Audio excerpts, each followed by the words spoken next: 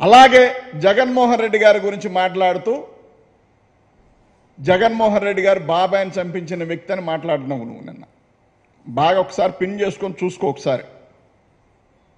వాస్తవాలు నీకు తెలుసు. స్ట్రీట్ వ్యక్తులు అంటే వీధుల్లో తిరిగే వ్యక్తులు, తాగుబోతులు, తిరుగుబోతులు మాట్లాడే మాటలు కూడా నీకు సరిపోల్చలేం. ఎందుకంటే నీ భాష అట్లా ఉంది, నీ ప్రవర్తన, నీ భాష అట్లా ఉంది.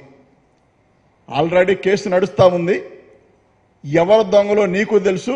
చంద్రబాబు నాయుడు చేయించాడని నీకు తెలుసు. చంద్రబాబు నాయుడు పాత్ర ఉందని తెలుసు. టీడీపీ వ్యక్తులు చేశారని నీకు తెలుసు. అయినప్పటికీ కూడా జగన్మోహన్ రెడ్డి గారి పైన ఆపాదించి అది నిజమైపోద్దా? వాస్తవం చెప్పు. సినిమా యాక్టర్ ఉదయ్ కిరణ్ ఎలా చనిపోయాడు? పవన్ కళ్యాణ్ అనే వ్యక్తి దీనికి సమాధానం చెప్పాల్సిన అవసరం ఉంది. నీ హింస వలన తనని అన్ని రకాలుగా అడ్డుకొని, తనకి ఏ అవకాశాలు రాకుండా అడ్డుకొని పూర్తిగా డిప్రెషన్లోకి వెళ్ళిపోయే రకంగా చేసి పవన్ కళ్యాణ్ అనే వ్యక్తి, తను చావు కారణమైన వ్యక్తి పవన్ కళ్యాణ్. ఇంకా కావాలి వివరాలు? జగన్మోహన్ రెడ్డి గారు చెల్లిని పంపించారు, తల్లిని పంపించేశాడని చెప్తా ఉన్నావు. నీకేదో మంచి భాష వచ్చని మాట్లాడుతూ ఉన్నావు. నేను చాలా పద్ధతిగా మాట్లాడతాను, పద్ధతి నేర్చుకోవాలని జగన్మోహన్ రెడ్డి గారి గురించి చెప్తా ఉన్నావు. నా ఫ్యామిలీ గురించి మాట్లాడుతూ ఉన్నారని చెప్తా ఉన్నావు. వాస్తవానికి గమనించు. మీ అన్నగారు పిఆర్పి పెట్టినప్పుడు, ప్రజారాజ్య పార్టీ పెట్టినప్పుడు మీ అమ్మగారిని, మీ అన్నగారిని, ఆ పాపని, అన్నగారి కూతురైన పాపను కూడా మీడియాల్లో ఏబిఎన్ వాళ్ళు చేసిన రోత నీకు గుర్తుందా? చంద్రబాబు నాయుడు మాట్లాడిన మాటలు గుర్తున్నాయా? అసలు నీ సిగ్గు అనేది ఉందా? మీ నాన్నగారి గురించి నువ్వు మాట్లాడిన మాటలు, దీపారాధన చేస్తూ దీపారాధనతో సిగరెట్ వెలిగించుకుంటాడని మాట్లాడిన మాటలు, నాకు తెలిసి వెంకట్రావు గారి గురించి ఎవరు అలా మాట్లాడాల.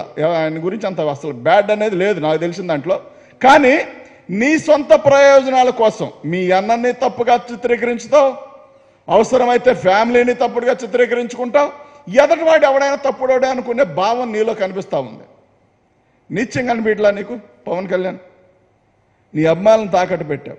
వాళ్ళు పాపం 24 గంటలు కష్టపడి నీ ఫ్లెక్సీలు కట్టడం, నీ జెండా పట్టుకోవడం, వాళ్ళకి ఆనందపడటమే తెలుసు. కానీ మనిషికింత తలకింత అని చెప్పి వాళ్ళందరిని తీసుకెళ్ళి చంద్రబాబు నాయుడు కాళ్ళ కాడ తాకట్టు పెట్టావు. చూసావా? ఈ పాపం ఊరికే పోద్దా?